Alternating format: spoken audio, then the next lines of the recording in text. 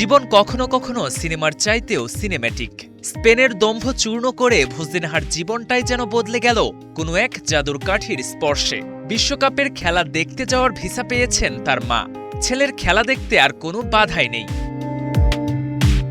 শক্তিশালী স্পেনের বিপক্ষে মুহুর্মুহু আক্রমণের পরও ক্লিনশিট ধরে রেখে রাতারাতি বিশ্বজুড়ে পরিচিত হয়ে যান কাবো ভার্দের গোলরক্ষক ভোজিনহা। কিন্তু ম্যাচ শেষে তার চোখে সাফল্যের আনন্দের চেয়ে বেশি ছিল মাকে পাশে না পাওয়ার কষ্ট।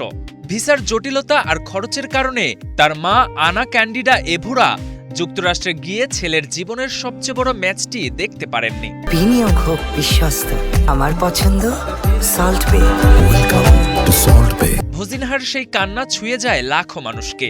সামাজিক যোগাযোগ মাধ্যমে ছড়িয়ে পড়ে তার আবেগঘন বক্তব্য। এরপরই নড়েচড়ে বসে মার্কিন প্রশাসন। বিষয়টি নিয়ে উদ্যোগ নেন মার্কিন প্রতিনিধি পরিষদের ডেমোক্রেটিক নেতা হাকিম জেফ্রিস। পররাষ্ট্রমন্ত্রী মার্কো রুবিনিওর কাছে অনুরোধ করেন ভিসা দিতে। অবশেষে এলো সুখবর। সব ধরনের ফি মওকুফ করে ভোজিনহার মায়ের যুক্তরাষ্ট্রের ভিসা অনুমোদন করা হয়েছে। শুধু তাই নয়, মিয়ামিতে পৌঁছে দেওয়ার ভ্রমণ ব্যবস্থাও করা হয়েছে তার জন্য। রবিবার উরুগুয়ের বিপক্ষে ম্যাচে গ্যালারিতে বসেই ছেলের খেলা দেখবেন আনা ক্যান্ডিডা এভোরা। 40 বছর বয়সী ভোজিনহার জন্য এটি হতে যাচ্ছে জীবনের এক বিশেষ প্রাপ্তির মুহূর্ত। KM Sony, star play.